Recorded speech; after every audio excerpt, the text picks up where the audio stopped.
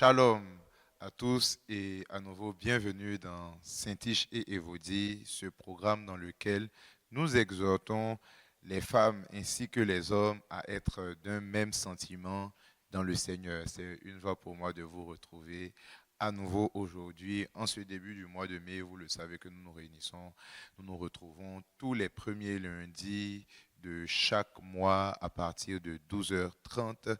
Et alors que l'année en train d'avancer, ma prière, c'est que vous puissiez avoir la paix de Dieu pour accomplir tous vos objectifs. Et à nouveau aujourd'hui, nous sommes avec notre intervenante principale, la prophétesse Désirée Chembo. Bonjour, prophétesse. Bonjour, Comment est-ce que vous allez? merci, ça va. Alors, je sais que dans votre église, vous êtes dans un programme actuellement de 50 jours pour prier, pour demander la paix du Seigneur. Est-ce qu'il y a quelque chose que vous pouvez partager à ceux qui nous suivent par rapport à ce thème? Je dirais que en nous demandant la paix, le Seigneur nous a déjà donné sa paix. Amen. Et le plus dur, c'est de recevoir cette paix-là. Hmm. Parce que parfois on se dit, ce que je traverse est tellement difficile que je ne peux pas simplement me contenter de la paix. Je veux une solution à mon problème. Mais nous devons comprendre que la solution commence d'abord par recevoir la paix du Seigneur. Celui qui est en paix peut entendre la voix de Dieu. Celui qui est en paix peut voir le chemin que le Seigneur lui montre. Donc soyons en paix, quelles que soient les difficultés que nous traversons. Faisons le choix de recevoir la paix que Jésus nous donne. Amen. Faisons le choix de recevoir la paix que Jésus nous donne. Et aujourd'hui, nous allons traiter d'une histoire de trouble dans laquelle il faut que la paix de Dieu s'installe. En justice contre un frère spirituel, je vous laisse suivre le témoignage du frère Zabulon et nous nous retrouvons après.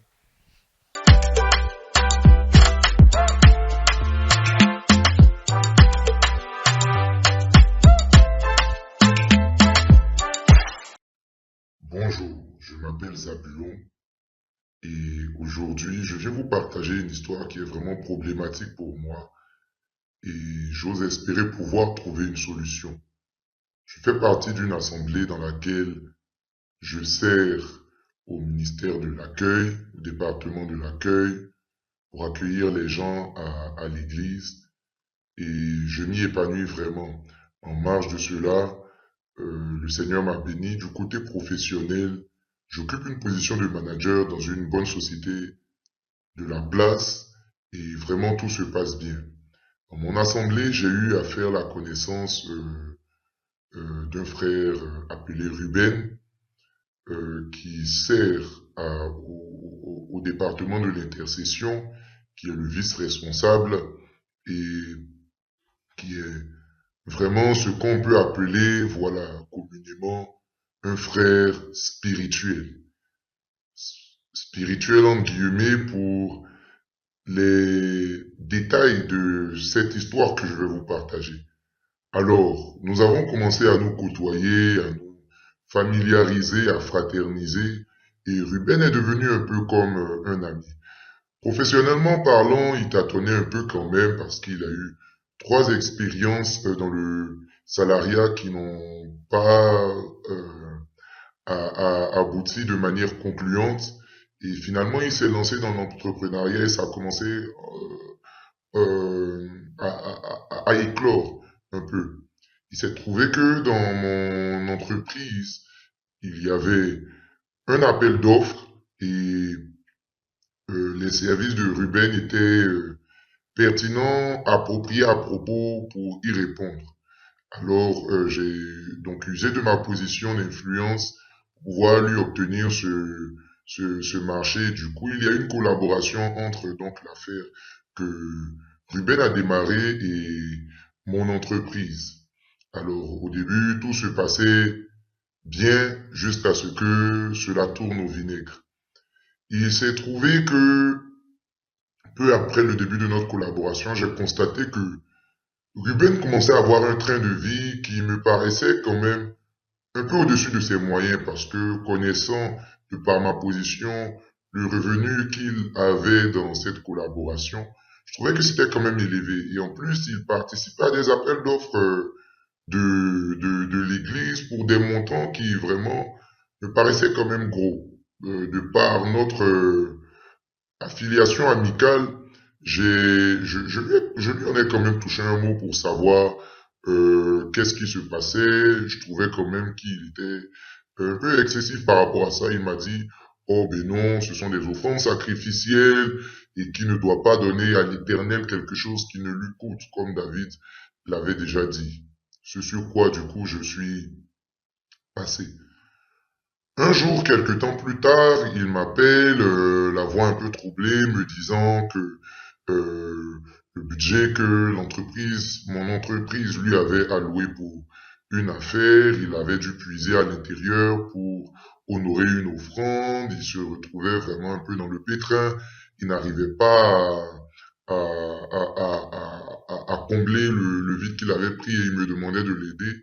Je lui ai quand même fait des reproches par rapport à ça, mais je l'ai ouvert, je lui ai donné l'argent pour qu'il puisse s'en sortir et tout ça. Quelques mois après, un audit a été lancé donc dans ma division et il s'est trouvé qu'il y avait de gros manques.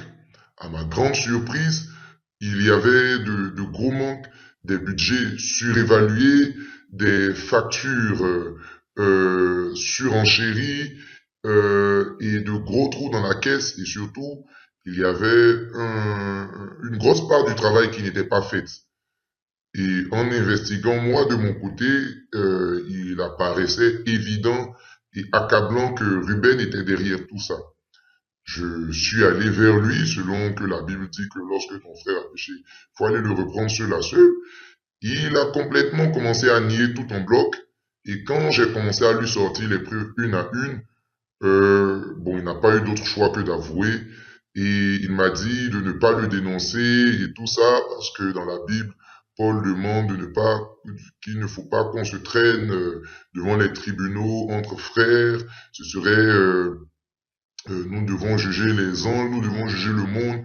On ne doit pas être jugé par les infidèles. Je trouvais ça quand même inapproprié parce que justement, ça me mettait quand même dans une position délicate et je risquais quand même l'emprisonnement parce que du coup, c'est moi qui étais au final le responsable. Si justement, je n'exposais pas Ruben pour son forfait, j'en ai touché un mot à son responsable principal, donc du département de l'intercession, qui est, soit dit en passant, un diacre dans notre assemblée, et qui lui aussi a dit que, effectivement, si l'affaire arrive dans les tribunaux et que Ruben comparait, l'Église en serait troublée, ce serait un scandale, le nom de Jésus serait sali devant les infidèles et que je devais prendre sur moi et souffrir quelque injustice.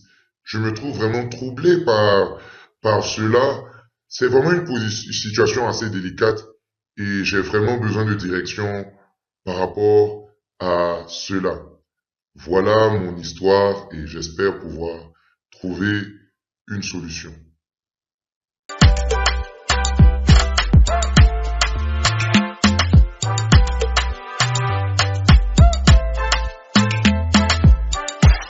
En justice contre un frère spirituel. Pasteur, alors, Moi, j'ai une question. Pourquoi il y a le spirituel? bon, c'est spirituel entre guillemets, comme Zabulon le dit, parce qu'apparemment, le fameux frère, c'était un intercesseur, il était même vice-responsable. Et il y a eu vice dans son comportement, justement. Alors, des quelques petites années que j'ai eues dans la foi et de ce que j'ai aussi entendu dans beaucoup de prédications, il y a trois grandes choses qui facilement créent des troubles dans l'Église. Les histoires de cœur, la recherche de la gloire et l'amour de l'argent. Ma première question, parce qu'ici il est question d'amour de l'argent, comment le chrétien doit se comporter vis-à-vis de l'argent? Vis-à-vis de l'argent, la première chose, c'est de ne pas faire de l'argent son Dieu. Jésus a dit quoi? Il a dit que celui qui aura 2 maîtres dans sa vie aura du mal à le contenter les deux. Il va en aimer un ou il va haïr l'autre. Et étrangement, il n'a pas cité un autre Dieu, il n'a pas cité je ne sais trop quel Baal. Il a dit Mammon. C'est-à-dire Mammon, c'est le Dieu argent. Donc le Seigneur lui-même, il est conscient que ce qui peut enlever, ce qui peut détrôner Jésus de nos cœurs, c'est l'argent. Et quand on réfléchit bien, on se rend compte que toutes les situations que les gens connaissent sont d'une façon ou d'une autre une manifestation d'un manque d'argent. Ou bien, en tout cas, c'est lié toujours à l'argent. Donc, la première chose en tant qu'enfant de Dieu, c'est de veiller à ce que l'argent ne prenne jamais la place du Seigneur. Et deuxième chose, c'est de savoir vivre dans le contentement. C'est-à-dire, j'accepte avec joie la situation financière qui est la mienne, mais je ne compte pas y rester. C'est-à-dire, autant je l'accepte, donc je ne me mets pas dans une posture d'inquiétude ou bien de recherche excessive de l'argent. Mais en même temps, je me dis, je crois que ma situation financière va changer et que le Seigneur va intervenir. Donc, c'est vraiment ça, de ne pas poursuivre l'argent pour l'argent et puis apprendre à vivre dans le contentement. Amen. Dans Ecclésiaste 10, 19, la Bible dit « On fait des repas pour se divertir, le vin rend la vie joyeuse et l'argent répond à tout. Si l'argent répond à tout, est-ce à dire qu'on ne peut pas s'en passer? Je dirais à la fois oui et à la fois non. Ok. Oui, on ne peut pas s'en passer parce que nous sommes dans un monde où on doit acheter les choses. Et même quand vous lisez Apocalypse, Apocalypse dit quoi? Que celui qui n'aura pas le signe de la bête ne pourra ni acheter ni vendre. Donc, quelque part, on a besoin d'argent. Le monde d'aujourd'hui est fait de manière à ce que l'argent soit devenu indispensable. Mais on peut s'en passer dans le sens où ce qui m'importe, c'est que mes besoins soient pourvus. Donc, je n'ai pas tellement, en tant qu'enfant de Dieu, je dois comprendre que je n'ai pas forcément besoin de toucher cet argent-là. Moi, ce que je veux, c'est que mes besoins soient pourvus. Je prends le cas d'Élie. Quand Élie a fermé le ciel, il a tué les prophètes de Baal, il y a eu la sécheresse et tout ça, il a fui. Il avait besoin de manger et de boire. Élie n'a pas eu d'argent. Effectivement. Mais il a mangé et il a bu. Ensuite, il a été amené chez cette veuve-là, où encore là-bas, il a mangé et il a bu. Donc, si on dit qu'il faut forcément de l'argent, Élie serait mort. Mais Élie n'avait pas d'argent, mais il a pourvu. Et j'aime quand le Seigneur se révèle à Abraham. Abraham n'a pas dit que sur la montagne du Seigneur va nous donner l'argent. Il dit que sur la montagne du Seigneur, il y aura la provision. Amen. Ce que moi je veux, c'est la provision en fait. Ce n'est pas tellement l'argent. Parce que je peux avoir l'argent, mais cet argent n'est pas suffisant pour acheter la provision dont j'ai besoin. Là. Donc quand je prie, je ne vais pas dire au Seigneur, donne-moi l'argent. Je dis, Seigneur, j'ai besoin d'une voiture. Seigneur, j'ai besoin de manger. Seigneur, j'ai besoin de... Parce que quand on demande l'argent quelque part, je pense qu'on limite le Seigneur dans ce qu'il peut et dans ce qu'il veut faire pour nous. Parce que tu vas demander une somme. Seigneur, donne-moi 20 000, donne-moi 30 000. Même si c'est 50 000 euros, ça va finir un jour. Mais quand tu dis, Seigneur, j'ai tel besoin, j'ai tel besoin, j'ai tel besoin, il va pourvoir. Il n'est pas Jéhovah Maman, il est Jéhovah Jireh. Donc, il n'est pas d'abord le Dieu de l'argent. Il a dit, l'or et l'argent m'appartiennent. Mais il est le Dieu qui pourvoit. Il est le Dieu vraiment qui pourvoit. Et la Bible n'a pas dit que Jésus s'est fait argent et or. Pour nous, il s'est fait richesse. Il s'est dépouillé pour que nous ayons la richesse. Pas pour que nous ayons l'or et l'argent. Nous devons comprendre que la richesse ne se limite pas à l'or et à l'argent. Dans la définition de Dieu, la richesse, ce n'est pas les choses, non. C'est bien plus que cela. C'est bien plus que cela. Donc, c'est l'homme qui a ramené la richesse à l'argent. Non, pour Dieu, c'est pas là. Ça ne se limite pas à l'argent. Donc, il faut vraiment qu'on le comprenne. Et même quand on dit l'argent répond à tout, ça dépend. Il y a des gens qui ont eu beaucoup d'argent, mais qui sont morts. Si l'argent répondait à tout, ils auraient acheté la vie. L'argent répond à tout, ce n'est pas toujours vrai. Ça dépend des situations. Vous avez parlé tout à l'heure du fait que il ne faut pas avoir l'argent pour Dieu.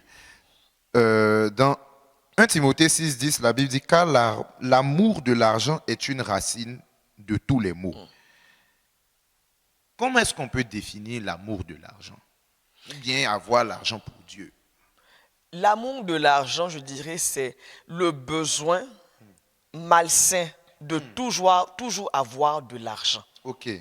C'est-à-dire, j'ai dépassé le simple, ce n'est plus au niveau où je vais travailler pour que mes besoins soient pourvus. Non, c'est-à-dire, je veux avoir de l'argent. Et le comme c'est qu'il y en a qui en ont beaucoup, mais qui ne le dépensent pas. Parce que, bon, on a peur c'est vrai, il y a plusieurs riches. Il y a les riches qui veulent qu'on sache qu'ils sont riches, donc qui sont dépensiers.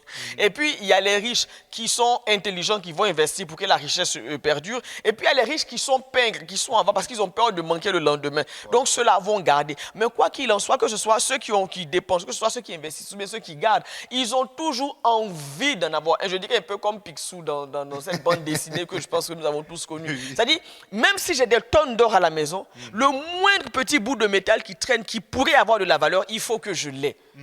J'ai besoin, c'est-à-dire c'est ma sécurité. Un petit franc que je ramasse, je me sens plus en sécurité. Un petit bout de terrain que j'acquiers, je me sens plus en sécurité. C'est-à-dire, il faut que j'en ai beaucoup, toujours plus, pour me sentir en sécurité. Et Du coup, comment est-ce que le chrétien, je dirais, doit gérer son rapport avec l'argent? Supposons que je suis dans une entreprise, je suis bien payé, mes besoins sont pourvus, j'arrive à épargner. Est-ce que je devrais, par exemple, chercher plus? Si oui, dans quelles conditions? Comment le chrétien doit gérer son rapport vis-à-vis de Premièrement, l'argent? le chrétien doit comprendre qu'il n'est qu'un gestionnaire. Ok. Et que tout ce qu'il a, à commencer par sa personne, appartient absolument au Seigneur. Amen. Nous aimons le dire, nous aimons le chanter, ce n'est plus moi qui vis, c'est Christ qui vit en moi. Donc si c'est Christ qui vit en toi, ça veut dire que l'air que tu respires, c'est l'air que Christ te donne. Donc c'est les mains que tu as, ce sont les mains que Christ te donne. Donc même l'effort que tu fais, c'est parce que Christ est avec toi que tu peux faire. Donc en fin de compte, c'est le salaire de Christ, c'est l'argent de Christ. Donc quand je vais prendre mon salaire à la fin du mois, ben évidemment, je vais enlever les charges et tout ça, payer la dîme. Le reste, je dois demander au Seigneur comment est-ce qu'on va dépenser ça. Et même si mes moyens sont pourvus, je ne crois pas qu'il soit mauvais de vouloir avoir plus. Maintenant, la question, c'est le cœur que je mets à vouloir avoir plus et les motivations derrière vouloir avoir plus. Parce que je peux me dire quoi? Ok, moi, ça va. J'ai de l'argent pour moi. Pour mes 4 enfants, ça y est, chacun a 3 maisons, chacun a tout ce qu'il faut. J'ai laissé un héritage à chacun. Ça y est, c'est bon.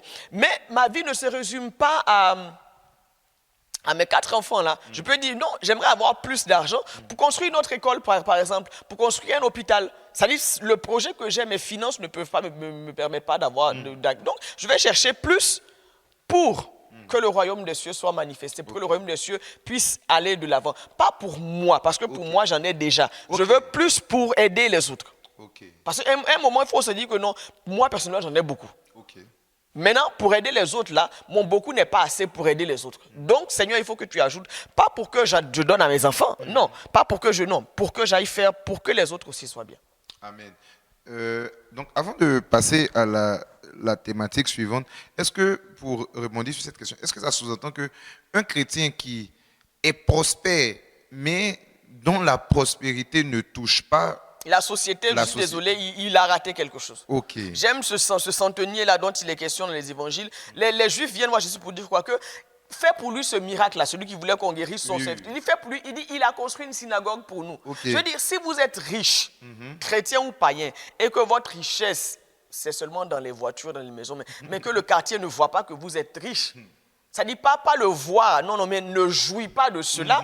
Je suis désolé, ça ne sert à rien. Ok, tu es riche, vous mangez 4-5 fois par jour. Mais ceux qui sont autour de toi, Dieu a dit quoi à Abraham? Il dit, je vais te bénir pour que tu aies une source de bénédiction. Amen. Donc, si votre bénédiction ne peut pas bénir les autres, soit que vous avez bloqué le trou par lequel vous devez bénir les autres, soit que vous n'êtes pas... En tout cas, il y a quelque chose qui ne va pas. Dieu nous bénit, pas seulement pour nous. Il nous bénit aussi pour que les autres soient bénis. Amen. Amen. La deuxième thématique dans laquelle je voudrais qu'on rentre, c'est la question des offrandes. Parce que Zabulon, dans son témoignage, nous dit que Ruben s'est justifié en disant qu'il donne des offrandes sacrificielles.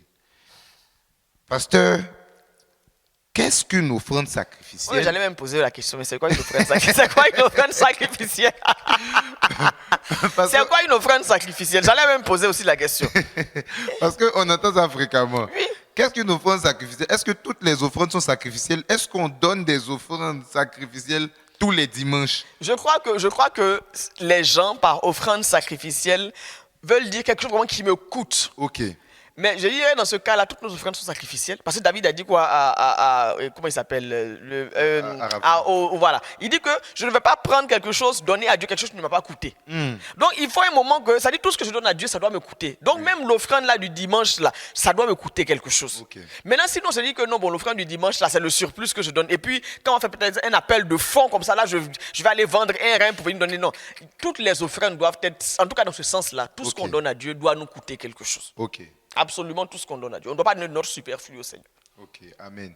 Mais du coup, dans cette situation, Ruben nous fait comprendre que, bon, vu que lui, il connaissait le salaire, le revenu de Zabulon, pardon, vu qu'il connaissait le revenu de Ruben dans cette collaboration-là, il trouvait quand même que, bon, c'était une offrande, je veux dire, qui dépasse, et il le faisait fréquemment, qui dépassait le seuil de sa richesse. De sa richesse. Est-ce que, voilà, ce genre d'offrande, parce qu'une offrande doit toujours nous coûter, mais est-ce que ce genre d'offrande-là, c'est le genre qu'on donne tout le temps ou bien par moment? Comment ça se passe? Je crois que ça dépend de l'alliance de chacun avec le Seigneur. Ok. Moi, je dirais, je vais revenir sur ce que Ruben disait, sur ce que Zabulon a dit, qu'il avait du mal à accepter les offrandes de Ruben parce que connaissant son salaire, il estimait qu'il ne peut pas donner autant. Ok. Je dirais que c'est une mauvaise façon de réfléchir. Ok. Parce que je ne donne pas à Dieu en fonction de mon salaire, je donne à Dieu en fonction de la foi que j'ai. Amen. Je ne défends pas ce que Ruben a fait, parce que lui, il volait dans la caisse. Voilà. Mais je veux dire, moi, je pars du principe que j'ai une alliance avec le Seigneur. Je sais ce que Dieu m'a dit. Donc, je me dis, ok, c'est-à-dire, je vais donner. Non, je ne prendrai pas l'argent du loyer ou bien l'argent des études, non. Mais je vais donner quelque chose. Peut-être que pour celui qui connaît mon salaire, il estime que non, mais elle gagne tes pieds, mais c'est pas sage. Aux yeux de moi, ça peut paraître ne pas sage. Okay. Mais je sais ce que le Seigneur m'a dit. Okay. Je sais comment je marche avec le Seigneur. Du moment que l'argent que je vais donner, là, je ne vais pas aller le voler. Que ce n'est pas l'argent qui est alloué à une dépense importante que je vais prendre. Okay. Ça ne regarde que moi. Si je dis, ok, il y a eu appel de fonds, moi je vais donner 500 000 euros, alors que je suis payé à 10 000 euros, ça veut dire que je sais ce que je fais pour avoir les 500 000 euros. Okay. Tant que je ne vais pas aller, sans que ce n'est pas le péché, le problème il est où? Parce que si on commence à donner en fonction de son salaire, on va tomber dans des problèmes. Ou on va commencer à calculer avec le Seigneur. Bon, ok. Ah, c'est ça, ok, non. Moi je ne peux donner que ça. Et là ce n'est plus la foi, maintenant on marche par la vue. Oh, la Bible nous dit que nous devons marcher par la foi. Amen. Donc je ne donne pas en fonction de mon salaire, mais en fonction d'une conviction profonde que le Seigneur me donne. Et j'insiste, ce que je dois donner là ne doit pas être le fruit du péché, d'une façon ou d'une autre. Amen. Ok. Alors, vous avez justement dit dans votre réponse, si ce n'est pas par exemple alloué à une autre dépense importante. Je voulais rebondir là-dessus justement pour demander, est-ce que par exemple, je peux donner une offrande en puisant, bon, par exemple, dans la scolarité de mes enfants ou bien dans la poche de mon épouse? Non, je dirais que non. Okay. Ça dit, c'est sûr que toutes les situations vont après se gérer au cas par cas, mais dans l'absolu, je dirais non. Okay. Parce que l'argent, par exemple, l'argent de la scolarité des enfants, ce n'est pas quelque chose qui m'appartient. Ok. Ce n'est pas mon argent, c'est l'argent de la scolarité des enfants.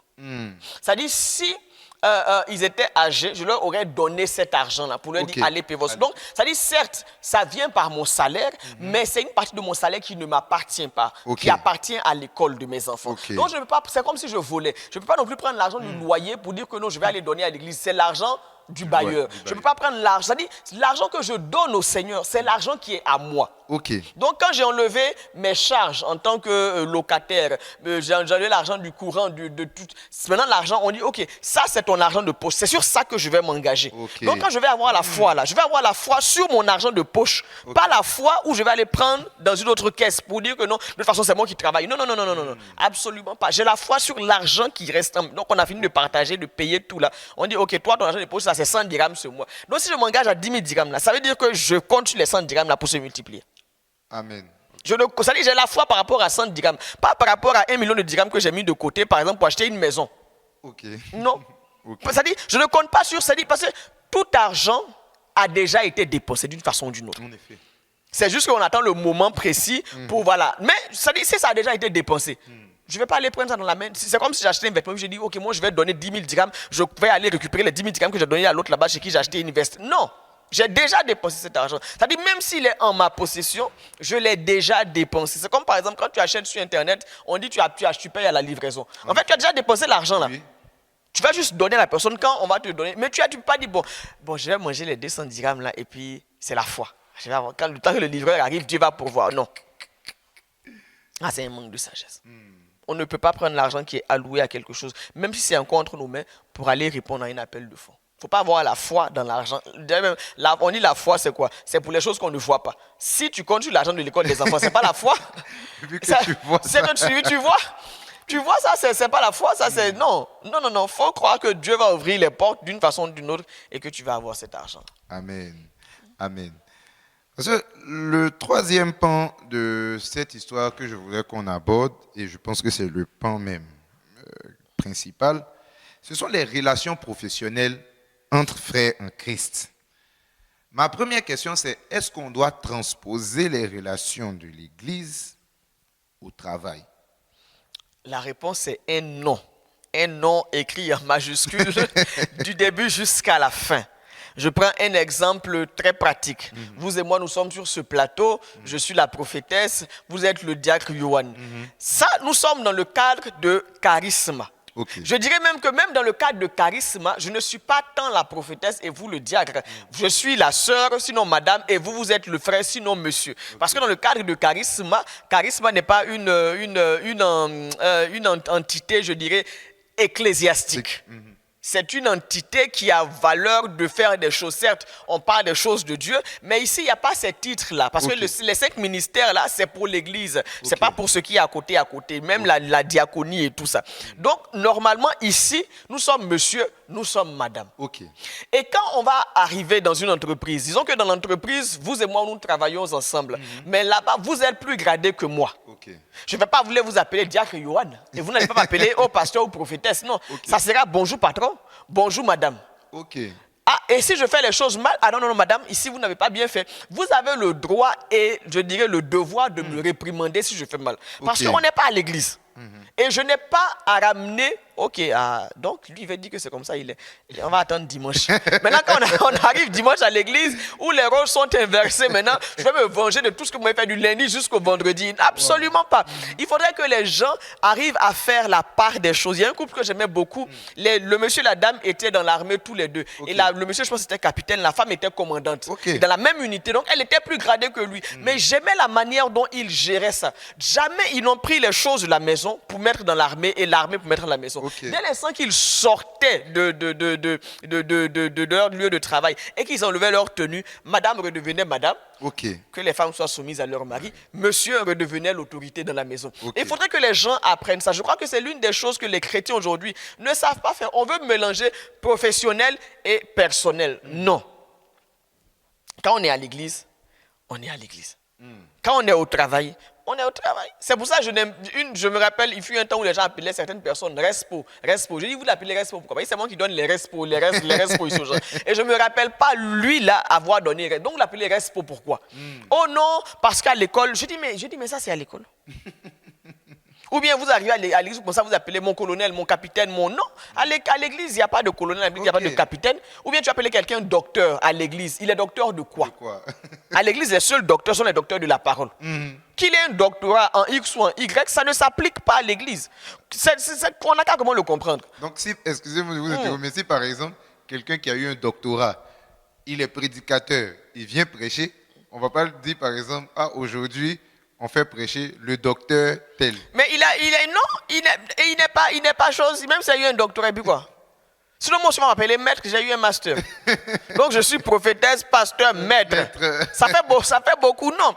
Je crois que dans l'église, les gens veulent se venger à l'église. Ceux qui n'ont pas pu obtenir face à la vie, c'est-à-dire là où la vie les a chicotés, ils n'ont pas pu imposer le respect face à la vie. Là. Ils arrivent à l'église. Oh non, je suis plus âgé que toi, il faut m'appeler Yaya. Oh non, moi, je suis comme ça. C'est-à-dire, on commence à se donner des titres et des manchins, tout ça parce que, oh non, maintenant, on va l'appeler berger. Non, moi, je sais que dans la Bible, là, il y a 5 ministères.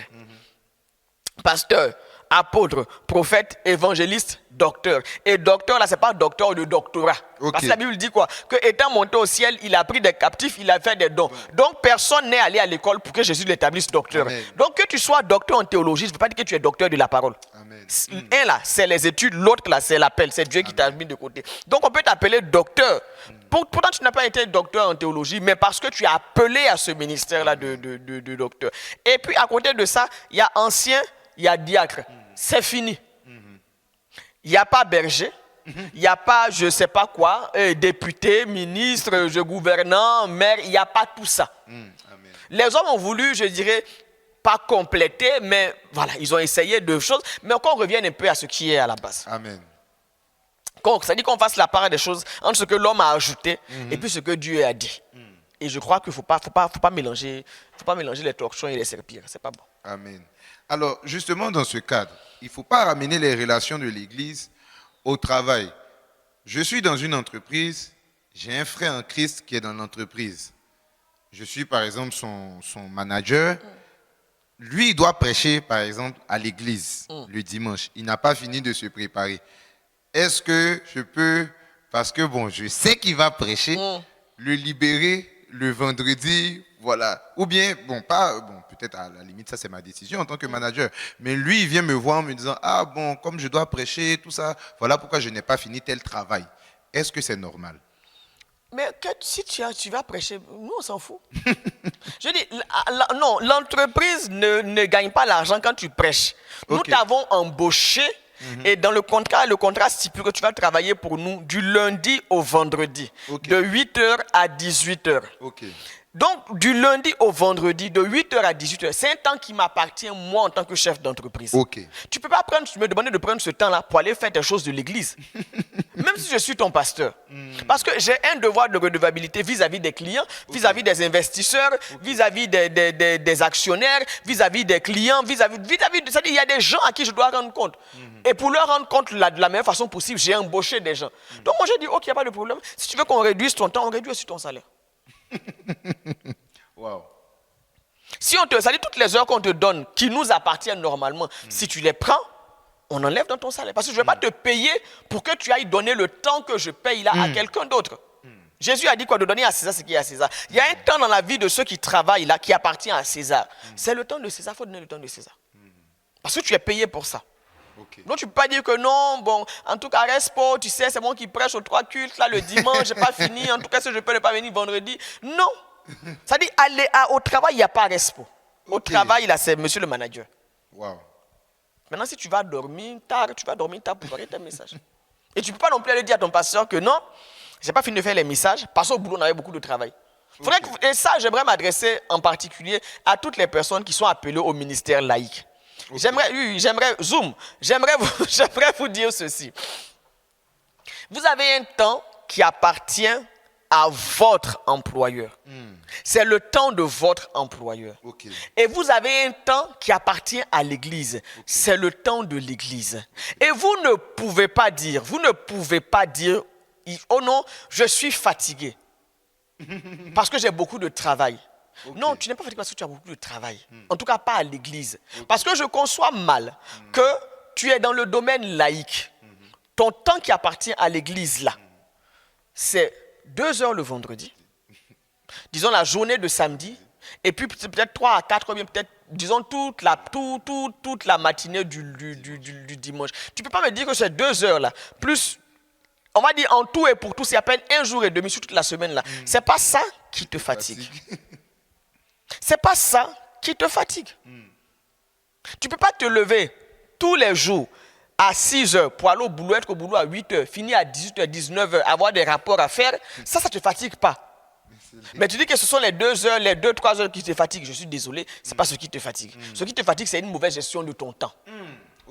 C'est une mauvaise gestion de ton temps. Ça, c'est la première chose.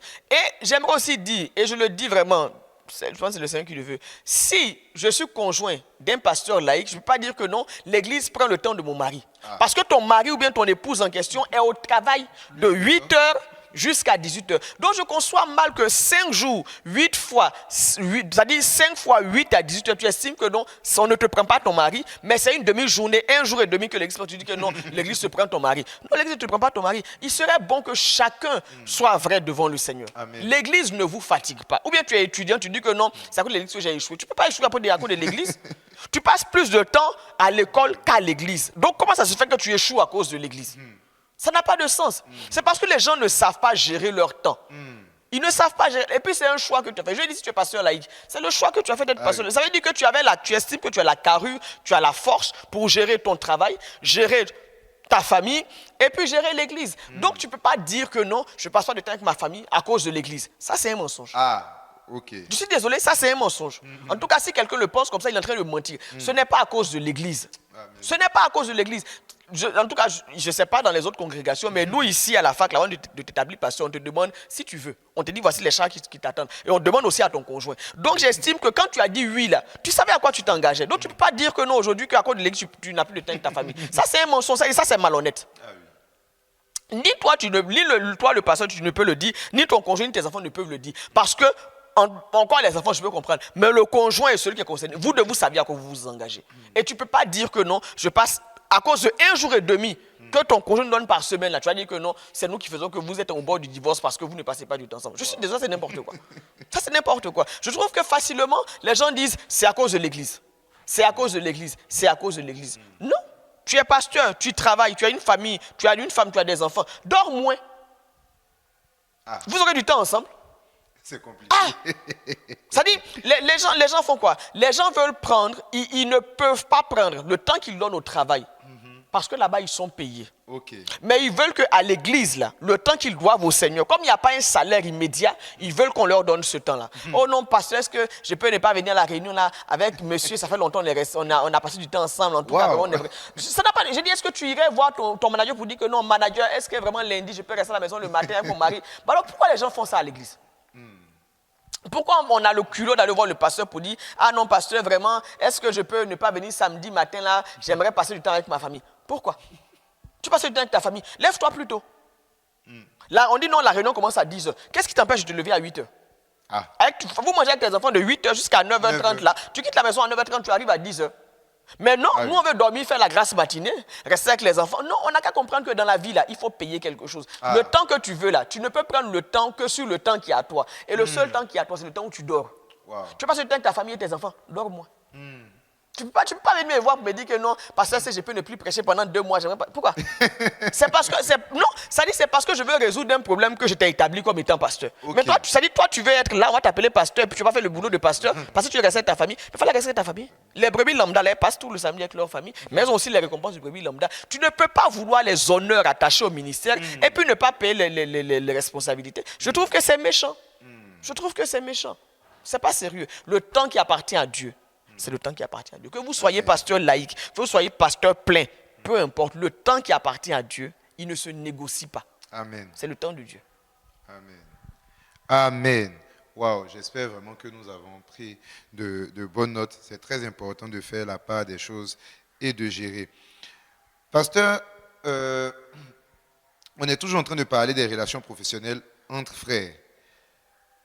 Dans une affaire, mon réflexe doit-il être de m'associer à un frère en Christ ou à celui qui est le plus compétent en la matière, fût-il un inconverti de la pire espèce? Mais si j'ai une entreprise, par exemple, de transport, moi je suis dans un business de transport, j'ai des camions qui transportent la marchandise. Quand je lance un appel d'offres là, c'est pas pour aller sauver les âmes. C'est pour transporter la marchandise. Donc je vais d'abord, ça dit le salut des âmes, ça dit c'est sûr que le salut des âmes c'est le but. Voilà, on veut transporter les marchandises de manière à ce que les gens, que Jésus soit glorifié. Mais je ne vais pas d'abord chercher un pasteur. Je vais d'abord chercher quelqu'un qui sait conduire. Donc je vais dire que voici j'ai l'appel d'offres, je cherche un chauffeur avec peut-être 2 ans d'expérience qui sait conduire les gros camions, avec une capacité physique assez solide parce qu'il va faire de longues distances en peu de temps. Ayant aussi un minimum de connaissances en mécanique. Parce que si tu tombes en panne en pleine forêt, il faudrait que tu puisses arriver dans la ville la plus proche. Voilà. Maintenant, si la personne est de nouveau pour mettre dessus, je dis gloire à Dieu. Ça fait que j'ai un bout du travail qui est déjà fait. Maintenant, s'il n'est pas de nouveau, je me dis, ok, c'est une âme à gagner. Mais je ne vais pas d'abord dire, premier critère, je cherche un chrétien. Non. Maintenant, tu es chrétien, tu ne sais pas conduire. Tu as fait quoi? Tu as imposé les mains au camion, puis le camion va partir. Non. Faut pas mélanger les choses. Quand on parle du domaine professionnel, ce sont les compétences d'abord. Est-ce que tu es capable de faire ça? Est-ce que tu peux faire ça? C'est ça qui intéresse les gens. Est-ce que tu as les compétences pour ça? Que tu sois bouddhiste, que tu sois animiste, que tu sois féticheur, ça vient après. Je regarde tes compétences. Il est compétent, mais quand même, vraiment sa moralité là, c'est pas ça. Non, c'est bon. Je vais laisser tomber. Mais c'est pas d'abord, il est chrétien, donc on le prend déjà. Non. C'est pas, non. Et puis, quand là, tout le monde se présente comme étant chrétien, mais est-ce que la personne est vraiment chrétienne? Non. C'est d'abord tes compétences qu'on cherche. On regarde d'abord aux compétences. Ensuite, on va voir le reste.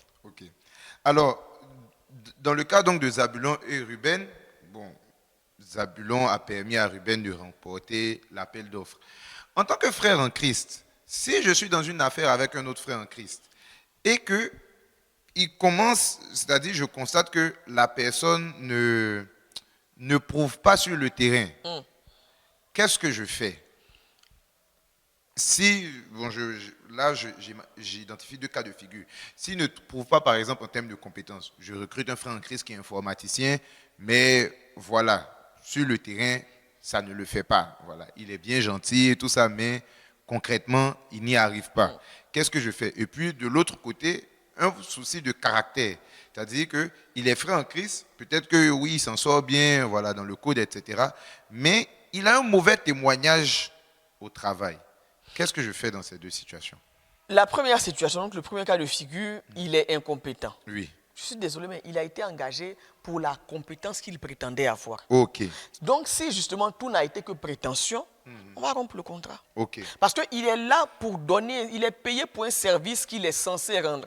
Mais s'il n'arrive pas à rendre le service, qu'il ait été frère en Christ ou pas, ce n'est pas l'église, on n'est pas en train de faire la charité. C'est une entreprise, on paye les impôts, on paye les taxes, on loue le bâtiment peut-être. Il faut payer les gens. Ça dit, comme je disais tout à l'heure, j'ai un devoir de redevabilité vis-à-vis de certaines personnes. Et ça repose sur les compétences de chacun. Donc s'il y en a un dans la machine qui n'arrive pas à tourner comme il se doit, on va l'enlever pour le remplacer par quelqu'un de plus compétent. Donc c'est pas ça, on va dire que non, le diacre Yohan, il est méchant. C'est pour ça que je dis que il ne faut pas s'appeler par ces titres ecclésiastiques en dehors de l'église. Parce que quand les gens font ça là, c'est parce qu'ils veulent jouer sur les sentiments. Oh non, mais Diaco, quand même, on est ensemble, on se connaît depuis longtemps, on était ensemble à l'écodime. Non, mais là, ici, ce n'est pas l'écodime. Ici, la boîte risque de fermer si tu es incompétent. Et les gens vont perdre leur travail. Il y a des familles entières qui sont accrochées à cette entreprise-là. Imagine une entreprise de 5, 6, 600 personnes, avec au moins 600 personnes, ou disons 400 sont mariés, avec deux enfants par famille. Ça fait du monde. Je ne vais pas laisser tout ce monde-là pour sauver un seul qui est incompétent. Wow. Ça n'a pas de sens. Parfois, on a pitié, mais de la mauvaise personne. On a pitié, mais de la mauvaise personne. Non, le travail, là, business is business. Business is no sentiment. Il n'y a pas de sentiments dans le business. Je suis désolé. On ne met pas les sentiments là où on parle d'argent. Là, si l'entreprise fait faillite, là, il y a 1000 personnes directes qui vont perdre leur travail. Et sans compter tout cela. Imaginons qu'à cause d'un seul Zabulon qui est incompétent, l'entreprise de Ruben, un seul Ruben qui est incompétent, l'entreprise de Zabulon fait faillite, l'entreprise va fermer. Zabulon est marié, une de ses filles étudie en Chine, donc il n'a plus d'argent. Cet enfant qui étudie en Chine, qui a sa 6e année de médecine, on ne peut plus payer l'école. Donc l'enfant, son avenir, ça s'est arrêté comme ça. Comment il fait pour vivre en Chine? Peut-être qu'il va commencer à se prostituer. Tout ça pourquoi? Parce que j'ai eu pitié de la mauvaise personne. Je suis désolé. Il y a des familles qui dépendent de ce salaire-là. Donc je ne peux pas laisser ces familles-là. Et puis ces familles-là me font confiance. Parce que quand quelqu'un signe un contrat avec toi, c'est quelque part sa confiance qui te donne. Elles me font confiance pour surveiller leur avenir et m'assurer que l'entreprise va fonctionner comme il se doit. Mais s'il y a un petit grain de caillou qui fait que la machine ne va pas droit, j'enlève le grain de caillou là. Naturellement, quand tu es en train de manger un fruit et qu'il y a une partie qui est abîmée, tu ne manges pas. Tu enlèves et tu jettes. Tu enlèves et tu jettes. Tu ne coupes. C'est-à-dire, tu vas faire quoi? Tu coupes là où c'est bon, là où c'est pas bon. Et puis tout ça, tu manges ensemble. Non, tu vas finir par tout perdre. Tu vas tout recracher. Parce que là où c'est pas bon, là, ça n'a pas un bon goût. Tu fais quoi? Tu enlèves la partie qui n'est pas bonne et tu manges ce qui est bon. Donc c'est la même chose. S'il y a quelqu'un qui ne fait pas comme il se doit, je t'aime. C'est pas de ça dont dit les questions. Là, on parle de money, on parle d'argent. Si tu restes là, on va tout perdre. Toi et moi, on est frères en Christ. On va régler le problème après. Je vais te virer. Oui, je vais te virer. Il faut le chasser. Sinon, Dieu aussi aurait laissé Satan au ciel. Si c'est parce qu'il est plus gentil que Dieu. La miséricorde, là, c'est lui-même. Lui-même, là, il a créé. Lui-même, il est la miséricorde. Qui est plus gentil? Quelqu'un s'est rebellé contre toi. Tu as dit non, comme je suis miséricordieux, moi, je suis gentil, je pardonne les péchés, je fais ça. Donc, ça, toi, tu peux rester là. Mais beaucoup, déjà, ça dit le petit homme qu'on lui a laissé là, il a pris un tiers des anges pour partir. Et si on l'avait laissé là pendant longtemps? Non. Parce que quand tu laisses un Ruben qui est incompétent, que tu le veuilles ou pas, les autres le verront. Ils vont dire, et ça commence maintenant à parler. L'atmosphère maintenant sera pourrie. En tout cas ici, là, vous dites que vous êtes chrétien, hein? C'est comme ça, vous vous couvrez en vous. Vous pensez que ce que vous faites, on ne le voit pas. Et puis, ça fait que là où il y avait une certaine confiance, les gens ne vous feront plus confiance. Pour ne pas dire que les gens ne te feront plus confiance, toi, Zabulon. Pourquoi? Parce que tu couvres la mauvaise personne. Non. Ça, il faut le virer. Deuxième cas de figure, quelqu'un qui a un mauvais caractère. Mais ça dit même que tu n'es pas né de nouveau. Si ton mauvais caractère là, affecte l'atmosphère de l'entreprise, je vais te virer aussi. Parce que ce n'est pas seulement une question d'argent, c'est une question de relations humaines. Et si tu n'es pas capable d'aller au-delà de tes caprices et de tes mauvais comportements, tu pollues l'ambiance, tu vas partir. Je vais te virer. On a beau être frères en Christ, mais il ne faut pas mélanger les choses. Amen. Alors, avant d'en arriver à la question judiciaire, parce que c'est le point brûlant de ce sujet, j'ai collaboré avec un frère et on s'est séparés. Qu'est-ce qu'on fait par là? Comment on se regarde à l'église? C'est-à-dire, il était en tort, j'ai arrêté la collaboration. Comment moi je dois le voir à l'église? Comment lui doit me voir à l'église? Surtout si, par exemple, à l'église, les rôles sont inversés. C'est lui qui est plus gradé. Comment est-ce que je le regarde à l'église? Comment est-ce que lui me regarde à l'église? C'est là on verra la maturité de l'un et de l'autre. Wow. C'est là on verra qui est mature. Parce que normalement, peu importe ce qu'on a pu se faire au dehors, quand on arrive à l'église, on est frères et sœurs dans le Seigneur. Donc je vais me soumettre à lui entièrement et totalement. Amen. Même si sur le plan professionnel, je suis plus avancé, mais là, on parle d'église. Je vais me soumettre à lui. Et lui ne devrait pas se venger. Amen. D'aucune façon que ce soit. Il devrait faire la part des choses entre, voilà. À l'arrivée, il va m'appeler pour me dire, ah vraiment, la manière dont tu as géré cette histoire, vraiment, ça m'a fait mal. Je vais demander pardon, mais ça s'arrête là. C'est-à-dire, on ne peut pas continuer l'histoire du dehors, la ramener ça à l'église. Non. De la même façon, les choses de l'église restent à l'église, les choses du dehors aussi restent au dehors. Amen. Amen. Alors, je vais faire une un peu longue lecture. 1 Corinthiens 6, verset 1 à 8. Parce que c'est justement un des points de ce passage que Ruben a mentionné. Quelqu'un de vous, lorsqu'il a un différend avec un autre, ose-t-il plaider devant les injustes et non devant les saints? Ne savez-vous pas que les saints jugeront le monde? Et si c'est par vous que le monde est jugé, êtes-vous indigne de rendre les moindres jugements? Ne savez-vous pas que nous jugerons les anges? Et nous ne jugerions pas, à plus forte raison, les choses de cette vie. Quand donc vous avez des différends pour les choses de cette vie, ce sont des gens dont l'Église ne fait aucun cas que vous prenez pour juges. Je le dis à votre honte. Ainsi, il n'y a parmi vous pas un seul homme sage qui puisse prononcer entre ses frères. Mais un frère plaide contre un frère, et cela devant des infidèles. C'est déjà un défaut chez vous que d'avoir des procès les uns avec les autres. Pourquoi ne souffrez-vous pas plutôt de quelque injustice? Pourquoi ne vous laissez-vous pas plutôt dépouiller? Mais c'est vous qui commettez l'injustice et qui dépouillez, et c'est envers des frères que vous agissez de la sorte. Pasteur, alors je sais que ce passage-là est soumis à énormément d'interprétations. De quoi est-il question ici? L'apôtre Paul reproche aux Corinthiens le fait que quand ils ont des soucis entre eux, ils vont devant des tribunaux pour se faire juger par des païens. Okay. Il estime que, ayant l'esprit de Christ en eux, ils ont plus de sagesse que les juges du monde. Donc, ils devraient être à même de régler leurs différents sans en arriver à faire recours aux gens, je dirais, qui sont moins sages qu'eux. Il estime en effet qu'il est impossible que dans l'Église du Seigneur, il n'y ait pas une personne de suffisamment sage qui puisse régler les problèmes que les frères ont entre eux. C'est pour ça qu'il dit qu'il vaut mieux régler ça ici, au lieu d'aller en recourir à des gens qui sont moins sages. Donc, il faut donner forcément une solution qui est moins sage et qui n'arrange pas le royaume des cieux. Alors, partant de là, j'ai deux cas de figure. Si j'ai eu une situation informelle avec un frère, c'est-à-dire, je prends un exemple, quelqu'un à qui j'ai demandé de venir me peindre, par exemple, la maison. Je lui ai donné l'argent et il n'a pas fait le travail, il a mangé l'argent. Ou il est venu faire un travail qui n'avait rien à voir avec ce que je lui ai donné. Qu'est-ce qu'on fait dans ce cas? Est-ce qu'on va régler ça devant les tribunaux ou bien on gère ça à l'église? Déjà, pour commencer, je n'aime pas les situations d'argent qui sont informelles.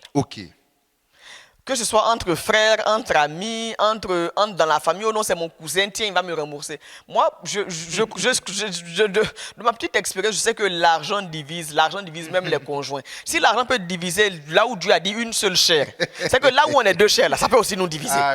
Donc là où on parle d'argent, je préfère qu'il y ait un document officiel, signé, notarié, cacheté, certifié par un avocat, par toutes les personnes que vous voulez. Parce que demain, s'il y a un souci, je dis voici le papier que lui et moi on avait signé. Qu'on le veuille ou pas, nous sommes dans un monde où la plupart des juges, je ne parle pas de juges, non, je veux dire la plupart des gens qui règlent les conflits sont des païens. Et nous sommes dans un monde qui est dirigé pour la grande majorité par des païens. À qui la faute? À nous la faute. Donc, si on a fait le choix d'être dirigé par des païens, allons jusqu'au bout des choses. Donc, si ce sont des païens qui nous dirigent, si on dit des païens aussi qui vont nous juger. C'est pour ça que moi, je dis non. Il faut pallier à toute éventualité. Je n'aime pas l'informel, surtout quand il est question d'argent. Ok. Mettons par écrit que tu me dois de l'argent. Ok. On va aller signer, on va légaliser devant un notaire ou devant un avocat. Et puis, chacun de nous a sa copie. Demain, s'il y a un problème, voici le papier. Ça évite les histoires de on va aller parler, on va aller prier pour savoir que Dieu nous parle. Non. Voici le papier qui est là. Maintenant, bon, s'il y a eu informel, tu as fait quoi? Tu vas laisser. Parce que tu vas le poursuivre où? S'il dit que non, il n'a pas reçu l'argent, c'est ta parole contre sa parole. Wow. Parce qu'il y a des gens même à l'église, la main sur la Bible, ils vont mentir. C'est ta parole contre sa parole. Malheureusement, les chrétiens font qu'on ne se fait plus confiance entre nous. Parce que on s'appuie sur de tels versets que les gens ont mal compris là et mal interprétés pour faire du tort à l'autre.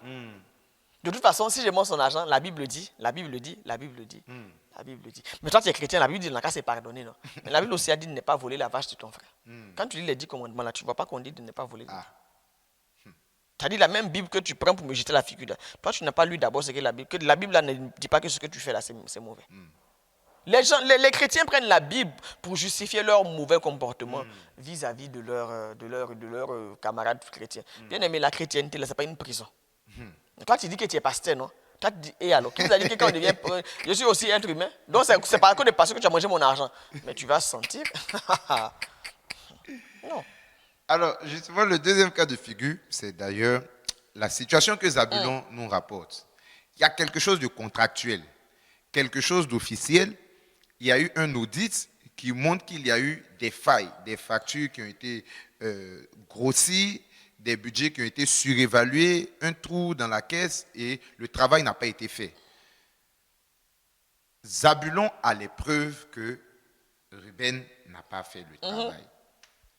Qu'est-ce qu'il est censé faire? Est-ce qu'il ne devrait pas souffrir de quelque injustice et se laisser dépouiller, porter sa croix, quitte même à aller en prison pour ne pas que l'affaire soit transposée devant les infidèles? Ou est-ce qu'il devrait présenter les preuves et que Ruben soit face à ses responsabilités? Jésus est mort pour nous, il a payé le prix une fois pour toutes. Amen. Maintenant, là, chacun, l'âme qui pêche, c'est l'âme qui meurt. Ah oui. On a les histoires de oh non, ils ont mangé les raisins, les dents des autres ont été agacées. Non. Maintenant, c'est chacun face à ses responsabilités. Et puis, ce passage-là dit quoi? Que si vous avez un problème entre vous, je suis désolé, mais le problème de Ruben, ce n'est pas avec Zabulon. Ruben a un problème avec l'entreprise. Aïe. Zabulon est témoin. Ok. Il n'est pas protagoniste dans l'affaire. Ok. Donc, ce passage-là ne s'applique pas. Ok. Ce n'est pas avec Zabulon. Le souci, ce n'est pas entre Zabulon et Ruben. Ruben. Ce n'est pas l'argent de Zabulon que Ruben a mangé. Ruben a mangé l'argent d'une structure officiellement reconnue. Donc, si cette structure officiellement reconnue fait le choix d'amener l'affaire devant les tribunaux, ce qui est son droit le plus absolu, et que moi, Zabulon, je suis appelé comme témoin à la barre, ayant juré de dire la vérité, toute la vérité, que la vérité, je vais dire la vérité. D'autant plus que, restons dans la Bible, la Bible dit quoi? Si ton frère a péché, appelle-le. Oui. Quand Ruben a fait la Zabulon l'a appelé une première fois, il a même aidé une première fois. Oui, effectivement. Mais on dit s'il ne veut pas lâcher l'affaire, considère-le comme un païen. Dans cette situation-là, Ruben a démontré qu'il est un païen. Donc ce n'est pas une affaire entre deux chrétiens, encore moins entre un chrétien et un païen, mais c'est une affaire entre une entreprise païenne et un païen. Et on appelle un chrétien comme témoin. Il doit dire la Moi, vérité. je dis la vérité. Je dis, pourquoi je vais payer le prix pour un païen? Pourquoi? Parce que Zabulon dit quoi? S'il ne parle pas, il va perdre le boulot et il encourt même des années de prison. Oui. Ok, disons que le diacre, d'ailleurs, je me demande pourquoi il est devenu diacre celui-là. Le diacre en question, qui est responsable de Ruben, qui a dit, qui a cité le fameux passage. Et puis, regarde, c'est là où on se rend compte que les chrétiens sont parfois méchants. C'est-à-dire, il sort ce passage-là pour jouer sur les sentiments de l'autre. Ok. Non. Oh non, Paul a dit. Non, comment ça Paul a dit? Mais Paul a dit, mais c'est dans quelle situation, c'est dans quel cadre que Paul a dit? Non. Quand Ruben a eu à se comporter ici, Zabulon l'a aidé une toute première fois. Mais le diacre, il était où? Pourquoi à ce moment-là, il n'est pas intervenu pour dire que non, Paul a aussi dit? Non. Donc, ok, disons que moi, Zabulon, je vais aller en prison. Mais en quoi est-ce que j'ai aidé Ruben? Je ne lui ai pas rendu service parce que demain, il va faire la même chose. Mais cette fois-ci, on peut même le tuer.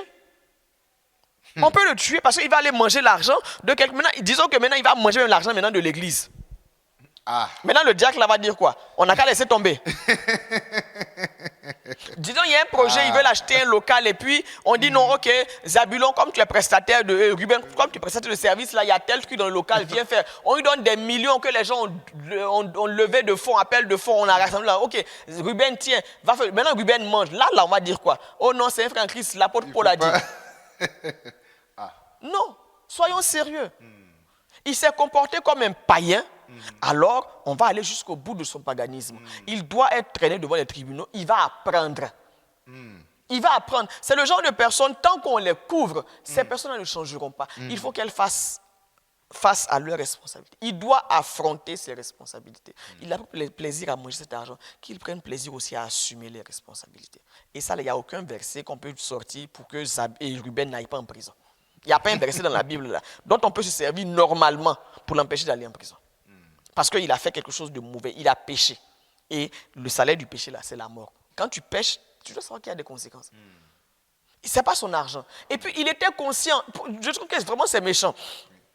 Il a eu ce travail-là par Zabulon. Oui. Donc, Ruben sait que si je mange l'argent, Zabulon sera inquiété. C'est-à-dire, il n'a même pas eu pitié de son frère en Christ qui lui a fait confiance et qui lui a dit, viens dans mon entreprise, on cherche quelqu'un. Il n'a pensé qu'à lui. Il a été égoïste. Maintenant, pourquoi là où il a été égoïste, là, on me veut que moi, je commence à penser à nous deux. C'est-à-dire, lui, quand il mange, il n'a pas pensé à moi en tant que corps. Il a pensé qu'à lui. Maintenant, pourquoi maintenant, là où il faut qu'il soit puni, on veut que moi, je pense à nous en tant que corps. Oh non, si les païens le savent. Non. Il est même important que je dénonce pour que les païens comprennent que moi, je suis un chrétien différent. Amen. Ok. Moi, je suis passé, si je me tais, on m'a dit, oui, c'est ça, c'est vous tous les chrétiens là, voilà, on vous avez confiance, voilà. Non, j'ai dit, non, moi je suis un chrétien différent. Et celui-là, je pensais qu'il était aussi chrétien, c'est pour ça que je l'ai emmené ici. Mais en fait, c'est un païen déguisé. Il doit aller en prison. Il faut qu'il aille en prison. Et le diacre aussi, il doit aller en prison. Pour malversation spirituelle. Vraiment, un diacre en prison, c'est scandaleux.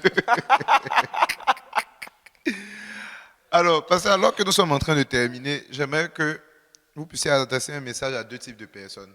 Premièrement, les Ruben, à qui on a fait confiance, à qui on a donné une opportunité et qui ont fait du désordre. Qu'est-ce que vous pouvez leur dire? Je dirais que vous devez comprendre une chose. Surtout quand il est question de rapports et de choses d'argent et que des païens sont impliqués. À chaque fois qu'un chrétien se comporte mal, il ternit toute la chrétienté. Il indexe tous les chrétiens. Et il ferme la porte à tous ceux-là qui vont venir après lui. Parce qu'on va dire, oh, vous là, c'est comme ça que vous êtes. Vous là, c'est comme ça que vous êtes. Vous les chrétiens là, il y avait un des vôtres ici là, il volait. Donc vous, ça dit, c'est fini. Dans le monde, on pardonne à tout le monde sauf aux chrétiens.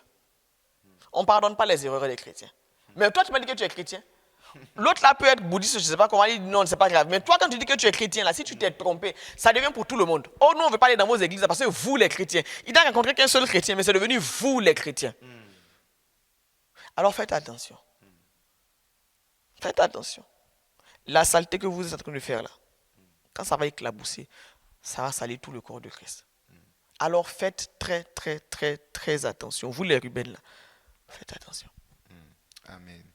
Et le deuxième message que je voudrais avoir de vous, c'est pour les Zabulons qui ont déjà fait confiance à quelqu'un de l'église une première fois. Ça s'est mal passé. Qu'est-ce qu'ils devraient faire? Est-ce qu'ils devraient accorder à nouveau confiance ou bien devenir très sceptiques à l'avenir? Non, il faut continuer à faire confiance. Il ne faudrait pas que la mauvaise attitude de l'un aille aussi ternir tout le groupe. Non, il faut continuer à faire confiance, mais il faut aussi ajouter la sagesse. Et puis la prochaine fois, il faut se laisser conduire par le Saint-Esprit.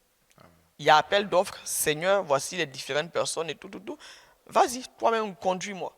Non, il ne faut pas que un qui a mal fait, sinon Dieu aussi ne nous aurait plus fait confiance à ces Adam et Ève ont mal fait. Non, la confiance là, c'est au cas par cas. Ruben, je ne lui fais plus confiance, c'est un aventurier. Mais le rapport que j'ai avec Ruben, Ça va pas faire que je ne vais plus faire, je vais pas faire confiance non plus à Nephtali. Non, je ferai confiance à Nephtali, mais grâce à mon rapport avec Ruben, je vais ajouter la sagesse à la confiance que j'ai en Nephtali. Donc, ça ne sera plus une confiance aveugle. Non, non, non. Ça sera une confiance avec vérification derrière. Voilà. Donc, on n'arrête pas de faire confiance. On devient plus sage. On devient plus sage. Et c'est sur ces mots que nous allons nous arrêter aujourd'hui en justice contre un frère spirituel. J'espère vraiment que vous avez pris de bonnes notes de tout ce que la prophétesse nous a partagé aujourd'hui et que nous grandissons vraiment dans la sagesse. Et je crois effectivement qu'il y a des situations qui peuvent être évitées. Si vous n'avez jamais été dans cette situation, vous avez suivi cette émission aujourd'hui, soyez sages. Ne soyez pas dans la suspicion, mais soyez sages. Que le Seigneur nous bénisse. Je tiens encore à nous rappeler que si vous avez des questions, il y a des pans des réponses que vous n'avez pas comprises, vous pouvez très bien nous adresser vos questions au contact qui s'affiche là maintenant en bas de l'écran. Et si vous avez vécu aussi une histoire conflictuelle, qu'elle ait été résolue ou pas, vous pouvez nous écrire donc au contact qui s'affiche en bas et par la grâce de Dieu, nous allons utiliser votre histoire, bien entendu, en respectant votre intimité et votre anonymat, mais pour exhorter aussi les hommes et les femmes à être d'un même sentiment dans le Seigneur. Je veux vous dire également que si, quel que soit l'endroit où vous êtes, si vous avez une situation qui est complexe, qui n'a pas pu être résolue, vous pouvez toujours nous contacter aux contacts qui sont là. Et la prophétesse et son équipe se feront un plaisir de vous accompagner dans la résolution de cette affaire. Que Dieu vous bénisse et nous nous retrouvons au premier lundi du mois de juin, toujours à 12h30. Shalom.